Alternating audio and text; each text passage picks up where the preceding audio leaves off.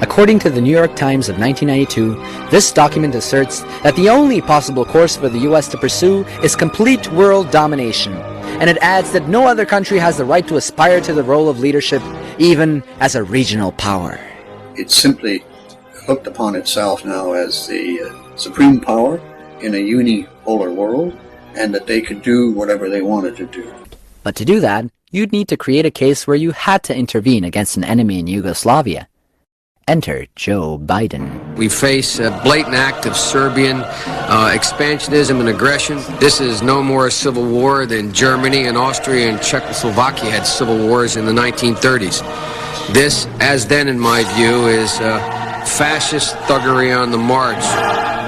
He was calling Serbs horrific names at the same time that he had a very influential position on the Foreign Relations Committee of the Senate. Biden was also emphasizing the importance of a new role for NATO, as seen in February of 1994 at the Senate hearing on the future of NATO.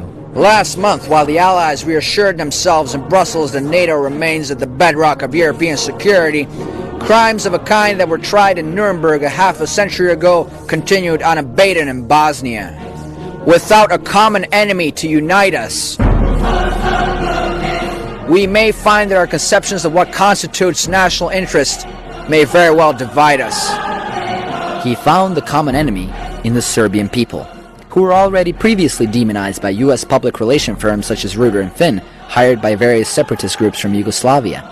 They not only demonized the Serbian leadership, they demonized the Serbian people. The problem for the Serbs was that they were a little slow off the mark. They did not understand what was being done to them, and by the time they did, the whole Balkan region had collapsed into a state of conflict in which the Serbs were made out clearly from propaganda at the time to be the enemy of everybody else. Thus, the U.S. quickly set out to act against the Serbs, stirring up a storm in Croatia. Operation Storm, that is. So they came up with a plan where the Croatian army would launch an attack down into the Krajina and occupy the area that was manned by the Serbian minority that had been there for, 4 or 5 centuries.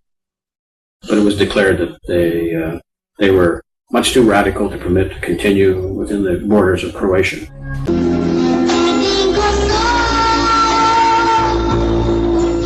If you want, we can talk here, we can go outside.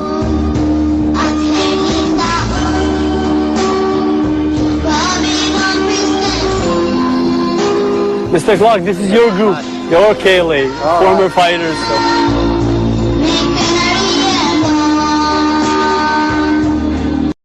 They really know how to flatter the Americans. Trouble is, the Albanians didn't know what they were getting themselves into. In 1998, the KLA was still classified by the U.S. State Department as a terrorist organization bankrolled by the proceeds from the heroin trade and by Osama bin Laden. Ja sam Šitar, nisam pravoslav. Šitar sam, ali vanes, od Prvi svjetski rat i do danas nigde nisam živio bolje no u Kosovu i u Jugoslaviji. Država koja je najbogatna država u svijetu, vidi što radi na zlo u Jugoslaviji i narod jugoslavskoj i šiptarskoj.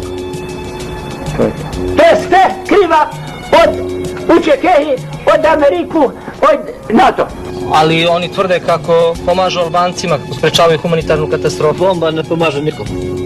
Nikome ne pomaže bomba.